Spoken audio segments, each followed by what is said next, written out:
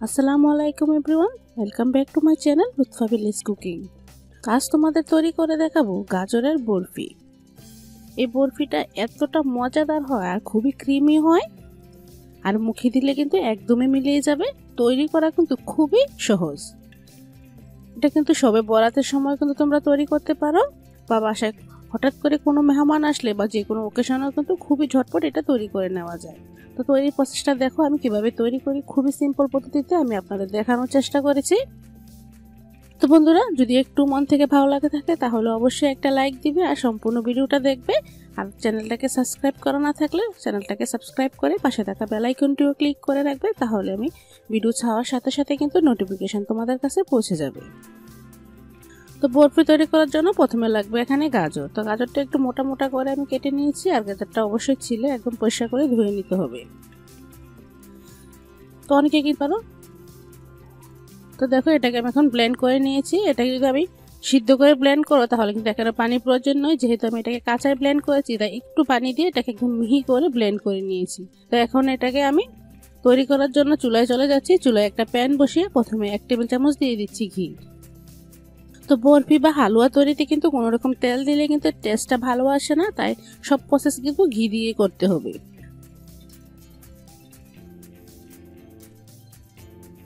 তারপর এখানে আমি 3/4 কাপ দিয়ে দিচ্ছি সুজিটা এখন ভালো করে ভেজে নিব ঘিতে।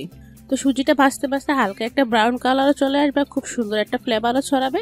ততক্ষণ পর্যন্ত কিন্তু ঘিয়ের সাথে সুজিটা ভেজে নিতে হবে। তো এখানে তোমাদের বলে দেই, যদি গাজরের পরিমাণ বেশি হয় তাহলে কিন্তু সুজির পরিমাণটাও বাড়িয়ে দিতে হবে। তো দেখতে পাচ্ছ সুজিটা যখন ভাজা হবে তখন কিন্তু এটা একটু ঝরঝরা টাইপের হয়ে যাবে।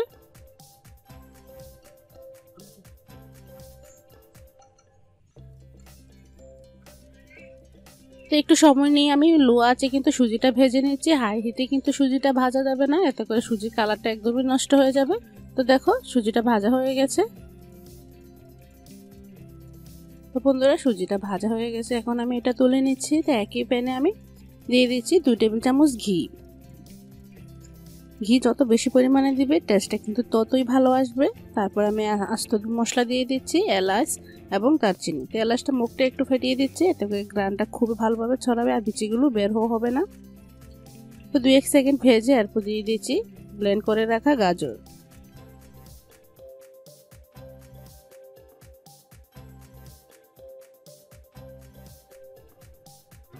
তো এখন আমি নেড়ে চেড়ে মিশিয়ে নিব। তো এটাকে একটু গরম হওয়া পর্যন্ত কিন্তু একটু ভালো করে এবার নেড়ে চেড়ে মিশিয়ে নিতে হবে, ঘিয়ের সাথে ভালো করে মিশিয়ে নিতে হবে। এই পর্যায়ে চুলার হিটটা কিন্তু হাই হিটে রেখেই কিন্তু কাজটা করতে হবে। তো দেখতে পাচ্ছ এটা কিন্তু ভালোভাবে গরম হয়ে গেছে। এই পর্যায়ে দিয়ে দিচ্ছি ভেজে রাখা সুজি। তো সুজিটা কিন্তু অবশ্যই একদম নরম থাকা অবস্থায় দিতে হবে, এতে করে সুজিটা খুব ভালোভাবে মিশে যাবে গাজরের সাথে। যদি গাজরটা শক্ত হওয়ার পর তোমরা সুজিটা দাও তাহলে কিন্তু সুজিটা দানা দানাই থেকে যাবে, খুব ভালো করে মেল হবে না। তাই চেষ্টা করবে গাজরটা এরকম নরম থাকা অবস্থায় কিন্তু সুজিটা দেওয়ার। সুজিটা দিয়ে ভালো করে মিশিয়ে নিতে হবে, আর এই পর্যায়ে অনবরত নাড়তে হবে যাতে সুজিটা দলা পাকিয়ে না যায়।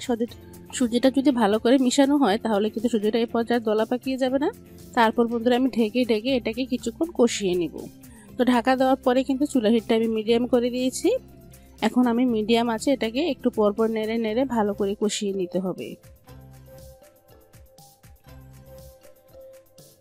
তো হালুয়া বা বরফি তৈরি করার সময় কিন্তু অনবরত নাড়তে হয়, আর নিচ থেকে যাতে লেগে না যায় সেদিকেও কিন্তু অবশ্যই খেয়াল রাখতে হবে। তারপর আমি ঢেকে দেখো বন্ধুরা, খুব ভালো করে কিন্তু এটাকে ঘন করে নিয়েছি। তো এই পর্যায়ে দিয়ে দিব চিনি। তো এখানে আমি 3/4 কাপ চিনি দিয়ে দিচ্ছি। তো প্রথমে আমি 1/2 কাপ দিয়ে দিলাম, তারপর দিয়ে দিচ্ছি 1/4 কাপ। তবে মিষ্টিটা তোমরা যদি বেশি খাও তাহলে কিন্তু চিনির পরিমাণটা আরও বাড়িয়েও দিতে পারো, তো যদি এর থেকেও কম খাও তাহলে কিন্তু আর একটু কমিয়েও দিতে পারো। এখন চিনিটা আমি ভালো করে মিশিয়ে নিচ্ছি। তো বন্ধুরা দেখতে পাচ্ছ চিনিটা মিশানোর পর কিন্তু গাজরটা কিন্তু অনেকটাই নরম হয়ে গিয়েছে। তো এখন আমি কিন্তু আবারও চুলা হিটটা বাড়িয়ে এটাকে অনবরত নেড়ে একটু শক্ত করে নিব। তো এই লুকটা কিন্তু একটু চেঞ্জ করার জন্য আমি একটু সামান্য একটু ফুড কালার দিয়ে দিচ্ছি। ফুড কালারটা দেওয়ার কারণে কিন্তু এই কালারটা আর একটু গাঢ় হবে, এতে করে দেখতে অনেকটাই সুন্দর দেখা যাবে। তোমাদের হাতের কাছে ফুড কালার না থাকলে এটা স্কিপও করতে পারো, এতে কোনো স্বাদের কোনো ডিফারেন্স হবে না। তারপর এখানে আমি দিয়ে দিচ্ছি 1/2 কাপ পরিমাণ ফুল ক্রিম গুঁড়া দুধ। ফুল ক্রিম গুঁড়া দুধটা কিন্তু একদম শেষ পর্যায়ে দিতে হবে। এই পর্যায়ে দিলে কিন্তু খুব একটা ক্রিমি ক্রিমি ভাব আসে। তো তোমরা চেষ্টা করবে ফুল ক্রিম গুঁড়া দুধটা দেওয়ার জন্য। তো দুধটা যত বেশি পরিমাণে দিবে ততই কিন্তু টেস্ট ভালো আসবে। সামান্য একটু দিয়ে দিচ্ছি লবণ, মিষ্টি খাবারের ব্যালেন্স আনার জন্য একটু লবণ কিন্তু অবশ্যই দিতে হবে। তো যারা একদম পছন্দ করে না তারা এটা স্কিপও করতে পারো। তারপর আমি ভালো করে মিশিয়ে নিচ্ছি। আর খেয়াল রাখতে হবে দুধটা যাতে দানা দানা বেঁধে না থাকে। খুব সুন্দর করে মিশিয়ে নিতে হবে। আর এই পর্যায়ে কিন্তু নাড়াচাড়া একদমই বন্ধ করা যাবে না। এই পর্যায়ে কিন্তু নিচ থেকে লেগে উঠতে চাইবে, তো তুমি অনবরত নেড়ে কিন্তু এটাকে ভালো করে কষিয়ে নিতে হবে। তো এই পর্যায়ে আমি দিয়ে দিচ্ছি আরেকটু ঘি, যাতে নিচ থেকে লেগে না যায়। আরও আমি দিয়ে দিচ্ছি 2 টেবিল চামচ ঘি। তো তোমাদের প্রথমে বলে দিচ্ছি, ঘি কিন্তু বরফি বা হালুয়াতে একটু বেশি পরিমাণে দিলে খেতে বেশি টেস্ট আসে। আর চেষ্টা করবে গাওয়া ঘিটা দেওয়ার, এতে করে টেস্টটা আরও ভালো আসবে। তো এখন ঘিটা দিয়ে এখন আমি অনবরত নেড়ে এটাকে ভালো করে শক্ত শক্ত করে নিব। তো তোমরা যদি হালুয়া খেতে চাও তাহলে কিন্তু এই পর্যায়ে নামিয়ে নিতে হবে। তো আমি একটু ড্রাই করবো এটাকে, দেখো আর একটু শক্ত করে নিচ্ছি। এই অবস্থায় কিন্তু অনবরত নেড়ে এটাকে চুলা হিটটা একদম লোতে রাখতে হবে। যখন দেখবে এরকম শক্ত হয়ে আসছে তখন কিন্তু চুলা হিটটা লো করে দিতে হবে। তারপর আমি যে আস্ত মশলাগুলো দিয়েছি এগুলো একটু তুলে নিচ্ছি।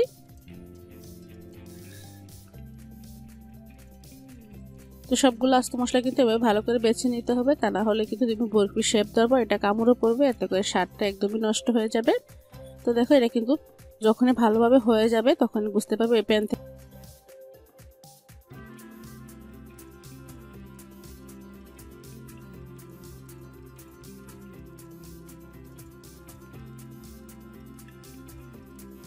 তো এই পর্যায়ে আমি একটা পাত্রে নিয়ে নিয়েছি, যে পাত্রে আমি বরফিগুলো সেট করব। তো পাত্রটা কিন্তু অবশ্যই একটু ঘি মাখিয়ে নিয়েছি বা তেল মাখিয়ে নিতে পারো। তারপর আমি একদম 4 কোণা শেপ করে একদম প্লেন করে নিয়েছি। এটা কিন্তু এরকম নরম থাকা অবস্থায় কিন্তু এরকম প্লেন করে নিতে হবে। যদি শক্ত হয়ে যায় তাহলে কিন্তু এরকম সমান হবে না। এখন এটাকে আমি ফ্রিজে রেখে দিব, নরমাল ফ্রিজে 1 ঘন্টার মতো। এটা ভালো করে ঠান্ডা হওয়ার পর কাটতে হবে। নরম থাকা অবস্থায় কাটলে কিন্তু বরফিগুলো ভেঙে যাবে। তো এটাকে আমি 1 ঘন্টা পর ফিরে এলাম। দেখো এটা কিন্তু অনেকটাই ঠান্ডা হয়ে গিয়েছে। তো এখন আমি সাইডের বাঁকা অংশগুলো কেটে একটু সমান করে নিচ্ছি। এতে করে বরফির শেপগুলো দিলে খুবই সুন্দর দেখাবে। তো বন্ধুরা দেখো বরফিগুলো আমি কিভাবে কেটে নিচ্ছি। প্রথমে কিন্তু সাইডে বাঁকা অংশগুলো কেটে নিচ্ছি।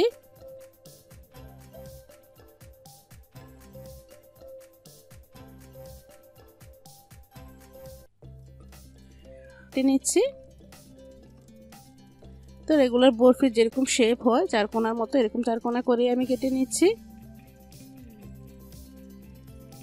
দেখো দেখতে কতটা সুন্দর দেখাচ্ছে। আর এটা কিন্তু একটু মোটা করেই কিন্তু সেট করতে হবে। বরফিটা যত মোটা হবে খেতে কিন্তু ততই টেস্টি হবে। তো এখন আমি বাদামের সাথে পরিবেশন করে নিলাম। দেখতে দেখো কতটা সুন্দর ও লোভনীয় দেখাচ্ছে। তো বন্ধুরা সহজ রেসিপি যদি তোমাদের ভালো লেগে থাকে বাসায় অবশ্যই একবার হলে ট্রাই করবে। ট্রাই করে তোমাদের কেমন লেগেছে তা কিন্তু কমেন্ট করে জানাবে। মালাই মোরব্বা তৈরি করার জন্য প্রথমে নিচ্ছি এখানে আমি চাল কুমড়ো। তো চাল কুমড়োটা পাকা কিনা এটা যাচাই করতে হবে। এভাবে হাতে ঘষলে যাতে আঙ্গুল এরকম সাদা সাদা পাউডারের মতো মনে হয় তাহলে বুঝবে যে চাল কুমড়োটা একদমই পারফেক্ট।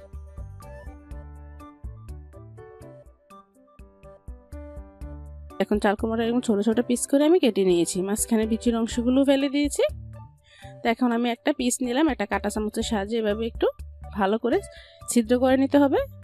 যত বেশি ছিদ্র করা হবে এর ভিতরে কিন্তু তত বেশি পরিমাণে সব উপকরণগুলো ঢুকবে। তাই ভালো করে কিন্তু এভাবে কাঁটা চামচের সাহায্যে এভাবে ছিদ্রগুলো করে নিতে হবে। তো বন্ধুরা তোমরা দেখো আমি কিভাবে করি। সবকিছু কিন্তু বলে বোঝানোর মতো কিছুই নেই। তো তোমরা কিছু কিছু জিনিস আছে যা দেখে বুঝে নিতে পারো। তো তার জন্য অবশ্যই না টেনে সম্পূর্ণ ভিডিওটা দেখো আর মনোযোগ দিয়ে দেখো আমি কিভাবে একটা চাল কুমড়োর সাইডের অংশগুলো ভালো করে ভেবে কেচিয়ে নিচ্ছি। তো বন্ধুরা আমি তোমাদের বলে দিচ্ছি, এই ছিদ্রগুলো যত বেশি ভালো করে করা হবে চাল কুমড়াটা খেতে কিন্তু এই মোরব্বাটা খেতে কিন্তু তত বেশি মজার হবে। তো দেখো ভালো করে চারো সাইডের অংশগুলো কেচিয়ে নিয়েছি। যখন ভালোভাবে এরকম কেচানো হবে তখন দেখবে এরকম চাল কুমড়াটা নরম হয়ে গেছে, আর চাপ দিলে অনেকটা পরিমাণে পানি ছাড়বে। তো এভাবে আমি সবগুলো করে নিয়েছি। দেখতে পাচ্ছ একদম ফোমের মতো কিন্তু নরম হয়ে গিয়েছে। তখন এটাকে আমি আর ধোয়ার প্রয়োজন নেই। এটা কিন্তু কাটার পরে আমি সরাসরি ধুয়ে নিয়েছিলাম। এখন এটাকে একটু সিদ্ধ করে নিব। তার জন্য চুলায় প্যান বসিয়ে পর্যাপ্ত পরিমাণ পানি দিয়ে দিলাম। একটু বেশি পানিতে সিদ্ধ করলে কিন্তু খুব তাড়াতাড়ি সিদ্ধ হয়ে যায়।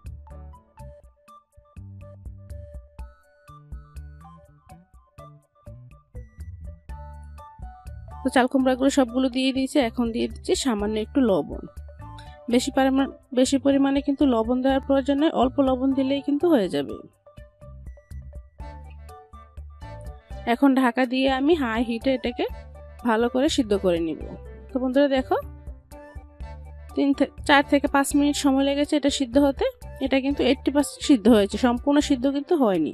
এরকম 80% সিদ্ধই কিন্তু করে নিতে হবে। তারপর আমি একটা বড় ছিদ্রযুক্ত ঝুড়ির মধ্যে নিয়ে নিলাম, নিয়ে পানিটা ঝরিয়ে নিচ্ছি। তারপর এর এক্সট্রা পানিটা আমি নরম সুতি কাপড় দিয়ে ভালো করে চিপে নিচ্ছি।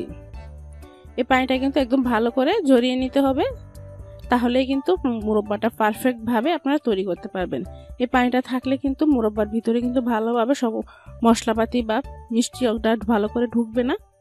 তাই এভাবে চিপে চিপে কিন্তু পানিটা ঝরিয়ে নিতে হবে যতটা সম্ভব। আর এমন জোরে চাপ দেওয়া যাবে না যাতে চাল কুমড়োর পিসগুলো ভেঙে যায়। তো দেখতে পাচ্ছ এভাবে আমি চাল কুমড়ার পিসগুলো চিপে ভালো করে শুকনো শুকনো করে নিয়েছি। তো বন্ধুরা দেখো, তোমাদের বোঝার সুবিধাতে আমি আবারও দেখিয়ে দিচ্ছি। এটা কিন্তু হালকা ঠান্ডা হওয়ার পর তারপর এভাবে কিন্তু করে নিতে হবে। আজ এই পর্যায়ে যদি চাল কুমড়াটা বেশি সিদ্ধ হয়ে যায় তাহলে কিন্তু এভাবে করতে গেলে অনেক সময় ভেঙে যায়। অনেকে কিন্তু হাতে মুঠো নিয়ে করেন, সেক্ষেত্রে কিন্তু চাল কুমড়াগুলো ভেঙে যায়। শুকনো কাপড় দিয়ে যদি এভাবে করেন তাহলে খুব সহজে করা হয়ে যায়, একটা চাল কুমড়ার পিসও কিন্তু ভাঙবে না। তো এখন আমি চাল কুমড়াগুলো একটু ভেজে নিব। তার জন্য চুলায় একটা প্যান বসিয়ে ঘি দিয়ে দিচ্ছি। তো চাল কুমড়াগুলো আমি কিন্তু ঘিতে ভাজবো। ঘিতে ভাজতে যদি চাল কুমড়া মোরব্বাটা তৈরি করা হয় এর সেন্টটা যতটা ভালো আসে, খেতেও কিন্তু দুর্দান্ত লাগে। তো এখানে আমি 4 টেবিল চামচ ঘি দিয়ে দিলাম। তো মেজারমেন্ট কাপে কিন্তু এখানে 1/4 কাপ ঘি। তারপর একে একে চাল কুমড়াগুলো আমি দিয়ে দিচ্ছি।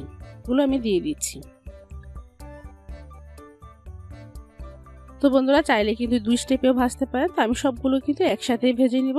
এটা কিন্তু একদম কড়া করে ভাজার প্রয়োজনে জাস্ট 3 থেকে 4 মিনিট একটু ভেজে নিলেই হবে।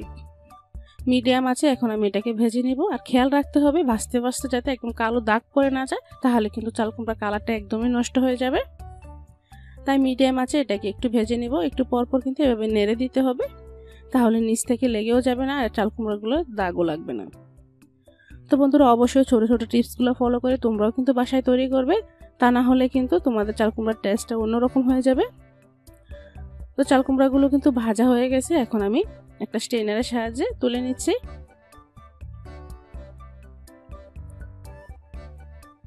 তো তোমাদের হাতের কাছে ঘি না থাকলে কিন্তু তোমরা তেল দিয়েও ভাজতে পারো। তারপর আমি এখানে দিয়ে দিয়েছি 1.5 লিটার গরুর দুধ। দুধটা আমি আগে থেকে সরাসরি ঘিয়ের মধ্যে দিয়ে দিচ্ছি। তারপর এখানে দিয়ে দিচ্ছি কিছু দারচিনি, 4টা এলাচ আর 2টা তেজপাতা মাঝখান থেকে ছিঁড়ে আমি দিয়ে দিচ্ছি। এখন নেড়েচেড়ে একটু মিশিয়ে নিব। তো এই পর্যায়ে কিন্তু চুলার হিটটা হাই হিটে রাখতে হবে। হাই হিটে কিন্তু এটাকে বলক তুলিয়ে নিতে হবে। তারপর এখানে দিয়ে দিচ্ছি চিনি দিয়ে দিচ্ছি এখানে 1.5 কাপ থেকে আরও কিছুটা বেশি। তবে মিষ্টিটা নিজেদের মতো করে দিবেন। যদি মিষ্টি বেশি খান তাহলে চিনির পরিমাণটা আরও বেশি দিতে পারেন, আর যদি কম খান তাহলে 1 কাপ বা 1.5 কাপ দিলেই যথেষ্ট।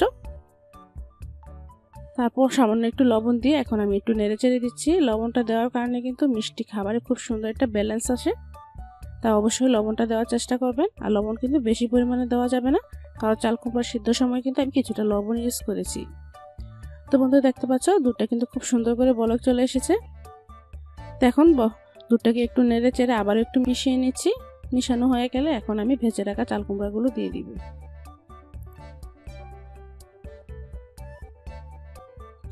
তো চাল কুমড়াগুলো দিয়ে দিয়েছি। দেখুন ঘিয়ের কারণে কিন্তু দেখতে কতটা সুন্দর দেখাচ্ছে। সম্পূর্ণ ঘিটা কিন্তু একদম উপরে চলে এসেছে। আর যত বলক চলে আসতেছে ততই কিন্তু খুব সুন্দর সুন্দর ফ্লেভার আসতেছে। তো বন্ধুরা দেখো এখন আমি ঢাকা দিয়ে আবার চাল কুমড়ার সাথে দুধটা ভালো করে বলক তুলিয়ে নিব। তো চাল কুমড়ার সাথে দুধটা ভালো করে বলক চলে এসেছে। এখন আবারও একটু নেড়ে ছেড়ে দিচ্ছি। তো একটু পর পর নেড়ে দিতে হবে আর খেয়াল রাখতে হবে দুধটা যাতে নিচ থেকে লেগে না যায়। এই পর্যায়ে কিন্তু চুলার হিটটা আমি হাই হিটে রেখেছি। তো বন্ধুরা দেখতে পাচ্ছ এখন আবারও বলক চলে এসেছে। এখন কিন্তু অনেক আগেই বলক চলে এসেছে, আর এখন আমি 2-3 বার বলক তুলিয়ে নিয়েছি। এই পর্যায়ে দিয়ে দিচ্ছি এখানে 1 কাপ পরিমাণ গরুর দুধ। তো এই পর্যায়ে এখানে দিয়ে দিচ্ছি 1 কাপ পরিমাণ মালাই, যেহেতু এটা মালাই মুরব্বা আমি কিছুটা মালাইও দিয়ে দিচ্ছি। তো মালাইটা দিয়ে আবারও নেড়েচেড়ে মিশিয়ে দিচ্ছি। তো বন্ধুরা তোমরা যদি চাও এই পর্যায়ে পিওর যে নারকেলটা আছে কোরা নারকেলটা দিতে পারো। তো মালাইটা দিয়ে আমি মিডিয়াম আঁচে জাল দিতে দিতে একদম ঘন করে নিয়েছি। সম্পূর্ণ ভিডিওটা আর দেখাইনি, স্কিপ করে দিয়েছি। তো তোমরা দেখতে পাচ্ছ এটা কিন্তু একদম ঘন করে আমি নিয়েছি। একদম মিডিয়াম টু লো ফ্লেমে কিন্তু এটাকে ভালো করে ঘন করে নিতে হবে, তাহলে পারফেক্টভাবে ভিতরে ঢুকবে। তো এখন সার্ভ করে দিচ্ছি। দেখুন দেখতে কতটা সুন্দর ও লোভনীয় দেখাচ্ছে। যে মালাইটা দেখুন কতটা গ্রেভিটা অনেকটাই ঘন হয়েছে, আর খেতে কিন্তু দুর্দান্ত হয়েছে। আশা করছি বন্ধুরা সহজ রেসিপিতে আজকের মুরব্বার রেসিপিটাও তোমাদের ভালো লেগেছে। যদি ভালো লেগে থাকে প্লিজ বন্ধুরা লাইক কমেন্ট শেয়ার করতে কিন্তু ভুলবেন না, আর অবশ্যই একটা কমেন্ট করে আমাকে জানাবে।